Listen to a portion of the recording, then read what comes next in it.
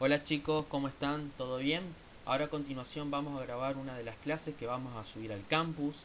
Las clases que se va a grabar y se va a subir son las fracturas de rodilla y dependiendo justamente el traumatismo en donde se efectúe a nivel de esta articulación podemos encontrar un tipo de fractura u otra.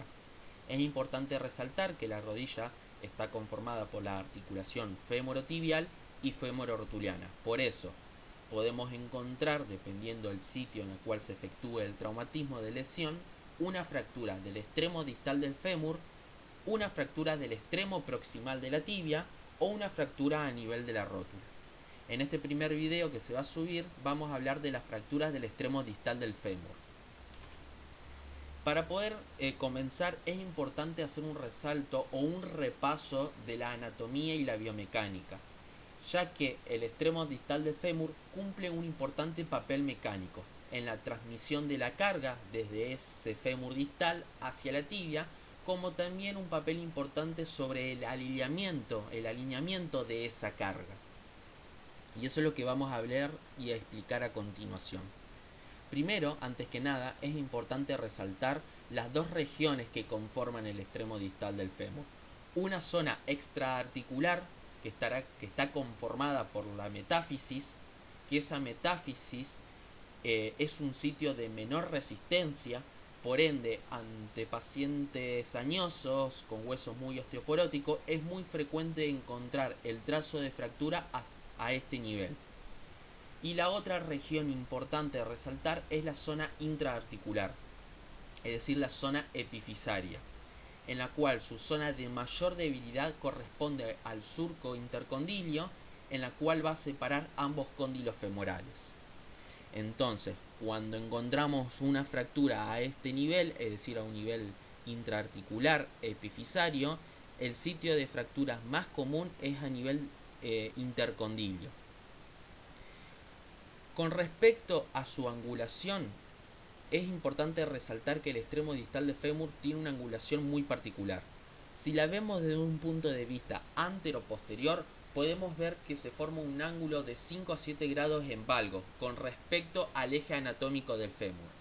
Esto es así ya que esta angulación que tiene el extremo distal del fémur compensa la angulación cérvico-diafisario a nivel de la cadera, y de esta forma se puede restaurar la verticalidad del eje de carga. Entonces siempre es importante, posterior a una fractura del extremo distal del fémur, que el tratamiento pueda restaurar las superficies articulares y las angulaciones de dicho sector anatómico, ya que si no se pueden restaurar, las cargas, la distribución de la carga, la transmisión de las cargas se va a ver alterada. Y si se ve alterado puede precipitar en inconvenientes mayores, como puede llegar a ser una artrosis postraumática.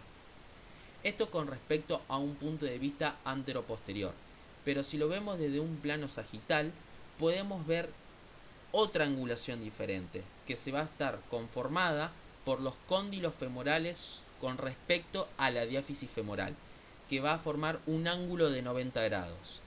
Y si dicha angulación se ve comprometida y no se puede restaurar posterior al tratamiento, ya sea conservador o quirúrgico, puede afectar la flexoextensión de rodilla. Por eso es importante también restaurar la angulación que forman estos cóndilos femorales con respecto a la diáfisis, justamente para poder restaurar correctamente la flexoextensión de la rodilla y no tener una rodilla con una impotencia funcional. Eso con respecto a las angulaciones. Con respecto al aporte vascular, vamos a encontrar que tenemos las arterias retinaculares superiores y las arterias perforantes, que brindan una abundante vascularización al nivel extraarticular. Y dicha arteria va a penetrar por la cara posterior del fémur distal. Y es muy raro encontrar problemas de consolidación a nivel extraarticular, es decir, a nivel de la metáfisis. También es importante hablar de la relación que tiene este extremo distal del fémur con la arteria y vena poplitea. Dicha relación, o mejor dicho, dicha vascularización, va a estar dado o se va a acceder a través del muslo al rombo popliteo, a través del hiato de Hunter o a través de los aductores. También es importante resaltar la cápsula articular, que va a formar la base posterior del hueco popliteo y le va a brindar una importante resistencia. Por ende, ante una fractura del extremo distal del fémur, cuando la misma se ve lesionada y posterior a la lesión cicatriza, puede generar una gran cantidad de adherencias o cicatriz que puede alterar o comprometer la estabilidad de la rodilla, como también la movilidad de la misma, dejando a la rodilla en una posición flexa. Por eso es importante, posterior al tratamiento, comenzar con una rehabilitación precoz para poder recuperar los grados de movilidad de rodilla lo antes posible. También es importante resaltar los ligamentos que forman la rodilla. Dentro de esos ligamentos vamos a encontrar los ligamentos colaterales, laterales, que dan una estabilidad lateromedial, como también podemos encontrar los ligamentos cruzados, que van a brindar una estabilidad anteroposterior. Por ende, cuando hay una fractura distal del fémur, podemos encontrar como lesión asociada una lesión de estos ligamentos. Y si hay una lesión de estos ligamentos, vamos a encontrar una inestabilidad, que dependiendo cuál ligamento se ve afectado, vamos a encontrar una inestabilidad lateromedial o una inestabilidad anteroposterior. Con respecto a la musculatura, es importante tener presente la musculatura que rodea la rodilla, que es una musculatura muy potente. Dentro de ella podemos encontrar lo que serían los cuádriceps, los isquiotibiales o los gemelos. Entonces es muy común encontrar una deformidad cuando ocasiona una fractura a este nivel, ya que dicha musculatura puede generar una tracción de los fragmentos óseos y podemos encontrar de una manera muy evidente deformidades. Por eso, para poder evitar una deformación por tracción muscular posterior a una fractura, se recomienda dejar la cadera en flexión y la rodilla también en flexión para poder sacar tensión a la musculatura de los cuádriceps, isquiotibiales y gemelos, con el fin de evitar un posterior desplazamiento del fragmento óseo. Eso con respecto al repaso de la base anatómica y biomecánica. Ahora vamos a hablar de la epidemiología y de la patogenia. Como en la gran mayoría de las fracturas que hemos dado hasta el día de la fecha, podemos ver que hay dos grandes traumatismos. Un traumatismo dado por alta energía y un traumatismo de baja energía. Con respecto al traumatismo de alta energía, podemos ver que es más común en pacientes jóvenes, principalmente por accidentes de tránsito, en los cuales hay un impacto directo sobre la rodilla en flexión principalmente. Al ser un traumatismo de alta energía, un mecanismo de alta energía puede ocasionar lesiones mucho más severas.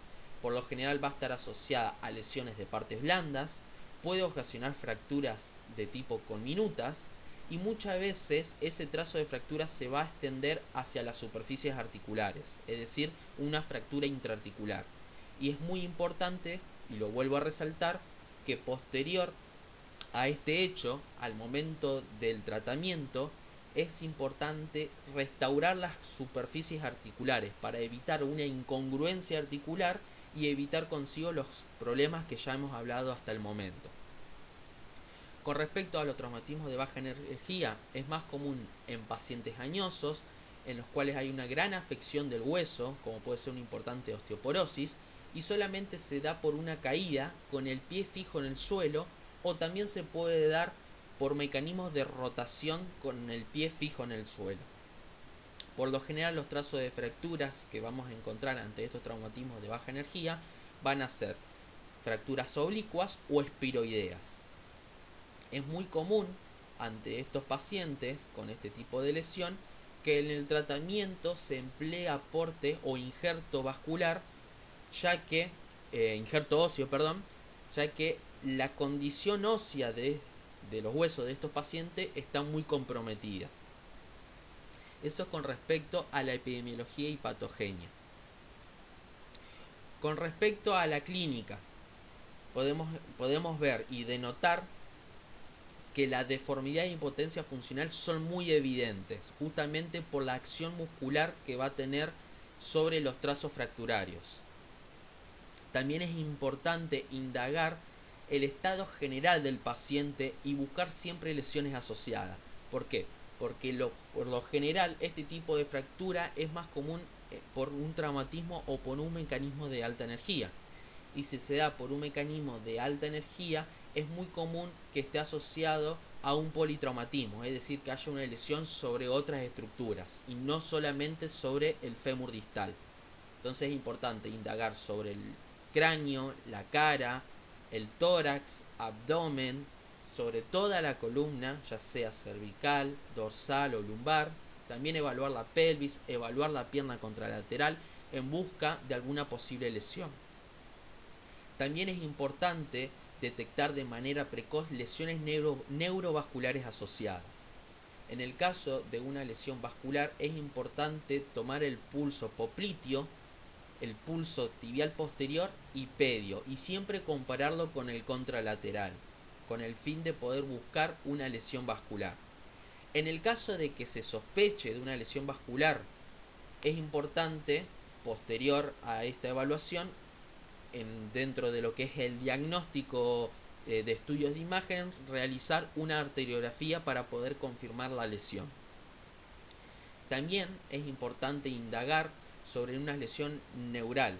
Entonces es importante evaluar la sensibilidad y la motricidad. Entonces es de relevancia evaluar la sensibilidad en la cara anterolateral de la pierna y pie, que va a estar inervada por el nervio peroneo, y por la planta, que va a estar inervada por el nervio tibial. En cuestión de la acción muscular es importante evaluar la fuerza en extensión de los dedos del pie, que va a estar inervada por el nervio peroneo, como también la flexión de los dedos del pie, que van a estar inervados por el nervio tibial. Ante una alteración de la fuerza o de la movilidad de dicha musculatura o de dicha articulación, podemos sospechar de una posible lesión nerviosa. En la filmina, en la imagen que se ve en esta filmina, se puede ver con facilidad la deformidad de la rodilla, justamente por el desplazamiento de la fractura por la acción muscular, ya sea por los cuádriceps, isquiotibiales o gemelos.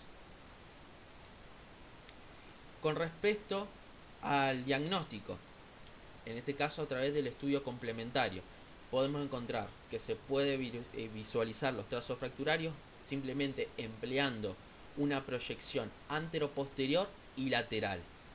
También se puede emplear una proyección oblicua, que por lo general se emplea esta proyección cuando se sospecha de una fractura intraarticular. También vamos a tener la tomografía computarizada axial, en las cuales se va a emplear cuando se sospeche también de fracturas intraarticulares que no puedan ser evidenciadas por una radiografía. Como también es importante cuando se sospeche de una lesión asociada de las mesetas tibiales. Volviendo a la radiografía, también es importante realizar radiografías de la pelvis, justamente para poder descartar lesiones asociadas ante un posible traumatismo o politraumatismo que por lo general se encuentran cuando la fractura se da por un mecanismo de alta energía. También, como ya lo hemos mencionado previamente, cuando se sospecha de una lesión vascular es importante realizar una arteriografía para poder descartar una posible lesión arterial. También se puede realizar una resonancia magnética, aunque por lo general no es necesario emplearla, y va a ser empleada para poder ver el seguimiento de las lesiones intraarticulares. Eso con respecto a los estudios complementarios. Y vuelvo a repetir, es importante realizar un correcto diagnóstico, ya sea clínico o a través de estudios complementarios, justamente para poder llevar a un tratamiento razonable y evitar consigo las complicaciones posterior a un tratamiento defectuoso. Es decir, evitar una incongruencia articular de las superficies articulares, como también evitar una desalineación de la rodilla y que consigo produzca una alteración o una mala transmisión de las cargas, desde ese fémur hacia la tibia. Acá en estas imágenes que podemos ver a continuación en el Power, son justamente cómo se desplaza ese fragmento distal a expensas de la musculatura, ya sea por el cuádriceps, por isquiotibiales o gemelos.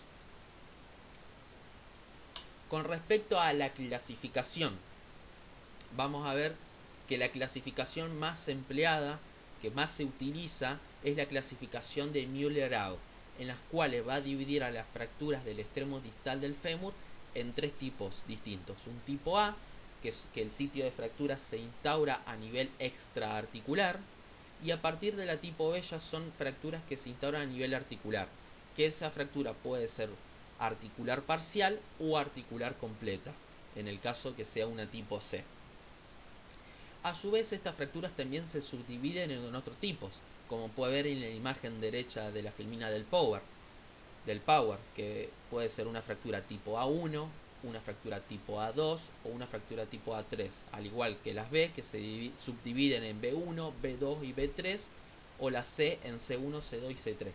No es de tan importancia indagar sobre esta subclasificación, ya que empieza a haber discrepancia entre los distintos observadores al momento de subclasificar a la fractura.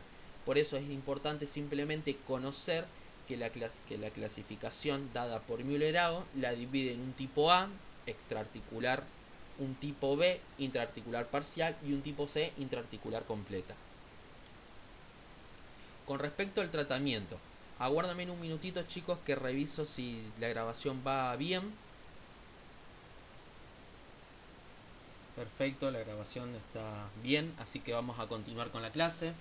Ahora llegamos a la parte del tratamiento, y siempre cuando hablamos de tratamiento, ya sea conservador o quirúrgico, es importante que dicho tratamiento pueda respetar los objetivos siguientes: que se pueda lograr la consolidación de la fractura, importante restaurar la congruencia articular y la alineación de la carga, con el fin justamente de que haya una correcta transmisión de esa carga desde el fémur distal hacia la tibia, que se respeten las superficies articulares con respecto a los cóndilos femorales sobre los platillos tibiales, con el fin que la carga pueda distribuirse de la manera anatómica y funcional, y consigo evitar otras complicaciones, como ya hemos mencionado, la artrosis.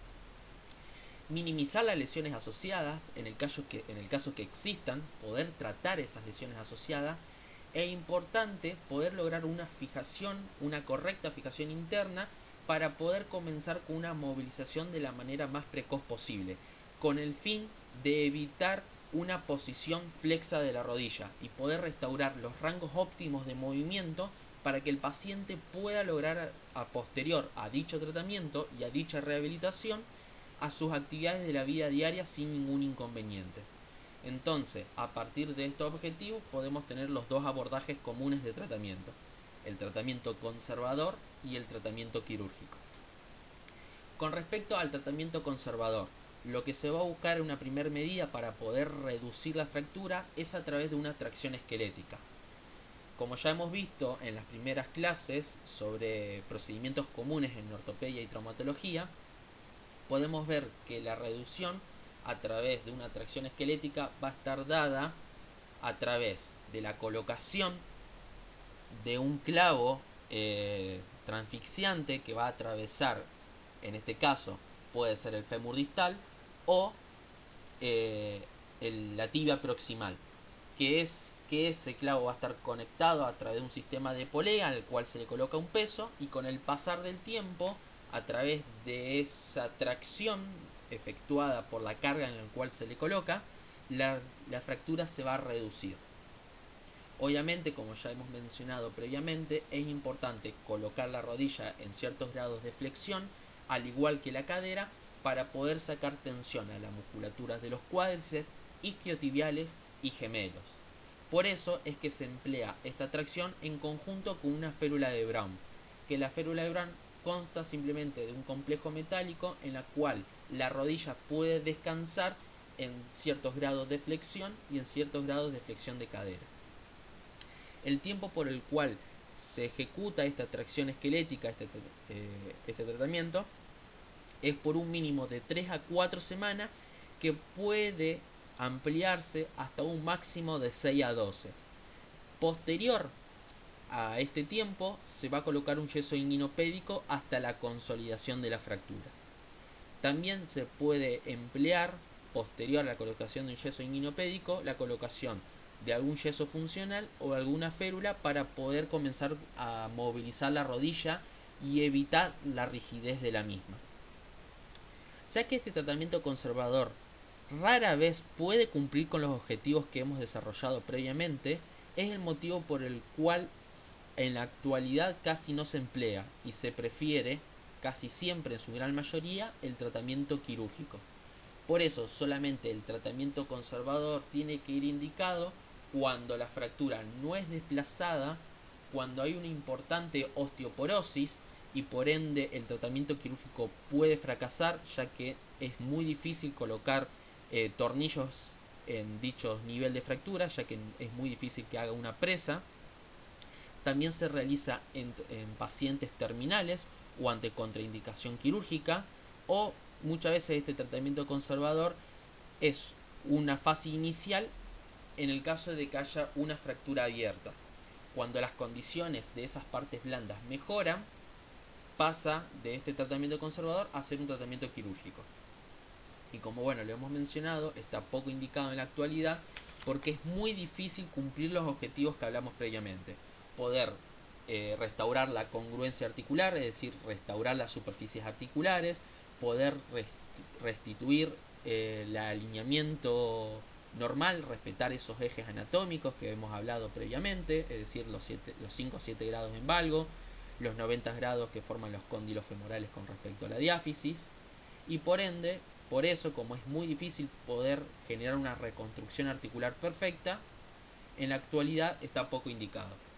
También tiene grandes inconvenientes el tratamiento conservador, no solamente con respecto a la reconstrucción articular, sino también con respecto a la movilización, ya que es necesario un mayor hospedaje hospitalario, mayor tiempo de inmovilización, a lo que eso va a llevar a una mayor rigidez articular, otros inconvenientes como puede ser una trombosis venosa profunda, que esta trombosis venosa profunda, si se complica, puede generar una embolia pulmonar y eso a su vez generar una alta morbimortalidad en el paciente, como también puede generar otras complicaciones como puede ser un síndrome de dolor regional complejo.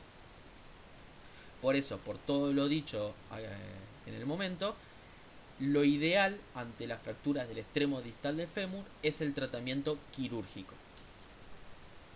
Ahora las imágenes que vemos acá es justamente cómo se coloca la rodilla en ciertos grados de flexión, cómo se coloca esa tracción esquelética, que puede ser a nivel del fémur distal o a nivel de la tibia, y dicha pierna va a descansar sobre la férula de Brown para que pueda mantenerse en ciertos grados de flexión de cadera y ciertos grados de flexión de rodilla. En esta imagen se puede ver justamente una consolidación viciosa de esa fractura del extremo distal del fémur cuando fue tratada de manera conservadora. Por eso, para poder evitar estos inconvenientes, en la actualidad se emplea solamente el tratamiento quirúrgico y solamente está reservado el tratamiento conservador ante las indicaciones que vimos anteriormente. Ahora sí, hablando propiamente dicho del tratamiento quirúrgico, como lo hemos mencionado, es el tratamiento que más se emplea en la actualidad con el fin de poder restaurar las congruencias articulares, poder restaurar la alineación de carga y poder tener una rodilla totalmente funcional.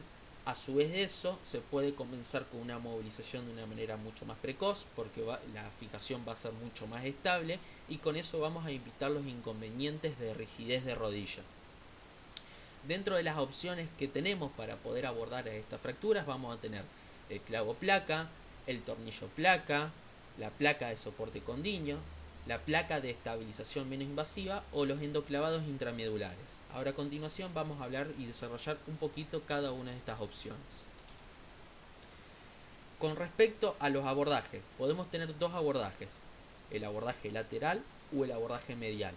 El más empleado siempre va a ser el lateral, y en cambio el medial o el interno muy rara vez se emplea, ya que esta región tiene una estrecha relación con la arteria poplitea. Entonces la colocación de una placa o al momento de abordar e incidir dentro de esta musculatura interna puede ocasionar consigo una posible lesión de dicha arteria.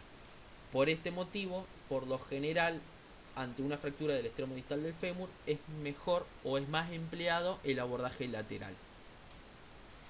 La imagen acá muestra la incisión, justamente para poder abordar a la fractura, un abordaje lateral, en la cual se va a incidir el vasto externo por delante del tabique intermuscular interno.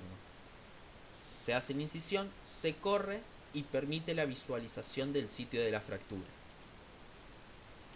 Ahora sí, hablando propiamente dicho de cada elemento quirúrgico, con cada material de osteosíntesis, vamos a encontrar el clavo placa, que en la actualidad el clavo placa es un material que no es empleado, ya que presenta gran cantidad de dificultades. Es muy difícil la introducción del material al sitio de fractura. Por eso el clavo placa hoy en día es reemplazado por lo que es el tornillo placa. Obviamente estas placas que se van a colocar son placas anguladas para poder respetar la angulación del extremo distal del fémur. Con respecto al tornillo placa, como ya lo hemos mencionado, o también llamado sistema condilio dinámico, ha desplazado en la actualidad al clavo placa, ya que permite una mejor facilidad de colocación. Aún así, tiene unas dificultades, o mejor dicho, unos inconvenientes con respecto al clavo placa. Aún así, a pesar de estos inconvenientes, el tornillo placa desplazó en su totalidad el clavo placa. ¿Cuáles son las complicaciones que podemos encontrar con un tornillo placa? Que la estabilidad no va a ser tan rígida como el clavo placa, y la otro inconveniente que tiene es que muchas veces es difícil la colocación del tornillo ante un hueso muy osteoporótico. Estas son las grandes dificultades. Pero a pesar de esto, la colocación del tornillo es mucho más fácil y por ende disminuye exponencialmente las dificultades que tenía el clavo placa. Por eso es que hoy en día el tornillo placa es el más empleado entre estos dos. Con respecto a la placa de soporte condilio, vamos a ver que dicha placa, dicho material de osteosíntesis, está empleado principalmente ante fracturas de gran conminución, ya que permite la colocación de varios tornillos, y al colocar varios tornillos produce una mejor presa de los mismos sobre el hueso que está con una fractura muy conminuta. Entonces permite una mejor estabilización de los fragmentos óseos y por ende va a favorecer a la consolidación de la fractura justamente ante estos inconvenientes que se dan por una fractura muy astillada, es decir, una fractura conminuta. Con respecto al sistema LIS o la placa de estabilización mínimamente invasiva, tiene la particularidad esta placa de colocarse de una manera mínimamente invasiva, es decir, a través de técnicas MIPO. Que técnicas MIPO significa osteosíntesis percutánea mínimamente invasiva. Esta placa tiene la virtud de colocarse no incidiendo o abordando sobre el sitio de fractura, como lo es una placa con tornillos común. Simplemente se hace un pequeño abordaje, a través de ese pequeño abordaje se va a colocar la placa y los tornillos van a ser colocados a través de una guía, como es lo que se ve en la imagen de abajo a la izquierda. Es una guía en la cual va a permitir la correcta colocación de los tornillos, simplemente haciendo pequeñas incisiones. Y de esta forma podemos evitar los inconvenientes que tiene un abordaje a cielo abierto, como puede ser una disminución de la infección, ya que no hay una gran exposición del sitio de fracturas con el ambiente externo. Por eso la colocación de esta placa junto con su tornillo se denomina fijación interna y externa, ya que va a generar una fijación interna en el sitio de fractura, pero la fijación a través de esos tornillos va a ser de manera externa. Eso es con respecto a las placas. Y por último, los que nos queda abordar son los enclavados intramedular, el cual constituye la segunda opción de tratamiento y tiene la virtud de poder colocarlos de manera anterógrada o retrógrada. Por lo general va a estar indicado en fracturas tipo A, es decir, una fractura extraarticular, o una fractura tipo C, es decir, una fractura articular completa. Tiene sus ventajas con respecto al clavo placa o al tornillo placa o a las placas en general, que va a limitar la desvascularización en el foco de fractura, ya que no es necesario abrir sobre ese sitio de fractura. La incisión justamente es alejada a ese sitio de fractura y por ende va a limitar esos inconvenientes como puede ser una infección. También puede emplearse independientemente del grado o del tamaño de la zona, es decir, se puede emplear ante fracturas conminutas o fracturas más complejas. La imagen que vemos a continuación, podemos ver en la imagen izquierda la colocación del endoclavado intramedular a través del fresado, en los cuales en este caso el endoclavado intramedular va a ser colocado de una manera retrógrada. Y las imágenes de la derecha podemos ver una radiografía en la cual se ve ese endoclavado intramedular con los tornillos antirrotacionales, con el fin de evitar los desplazamientos rotacionales. Por último, lo que nos queda ver con respecto al tratamiento quirúrgico es el aporte de injerto óseo, en los cuales va a emplear cuando hay un gran defecto óseo en un caso de conminución, como también se puede emplear, como lo habíamos mencionado anteriormente, en aquellos casos donde hay un hueso muy osteoporótico. Por lo general se emplea, como lo acabamos de mencionar, en casos de conminución, hueso osteoporótico o en caso de una lesión lítica, es decir, que sea una gran afección por causa de un tumor. Entonces, este aporte de injerto óseo va a favorecer la consolidación y también va a favorecer la colocación de una fijación interna mediante una placa con tornillo. Ahora reviso si la grabación va perfecto, va todo bien, así que ahora continuamos. Ahora sí, llegando al final de la clase vamos a ver las complicaciones que pueden presentarse ante una fractura a este nivel. Como dice ahí, el 30% de la fractura del fémur distal presenta complicaciones y secuelas, y entre ellas podemos encontrar las infecciones, que las infecciones son más comunes en lesiones más severas, como puede ser una conmoción, gran lesión de partes blandas, en fracturas abiertas, como también en pacientes de mal estado general, insuficiencia vascular o inmunodeficientes. Por eso es importante una correcta cobertura antibiótica y en el caso de que la infección se instaure hay que hacer un correcto desbridamiento quirúrgico con el fin de evitar otras complicaciones dadas por la infección. También podemos encontrar como una complicación la pérdida de la fijación y rotura del implante.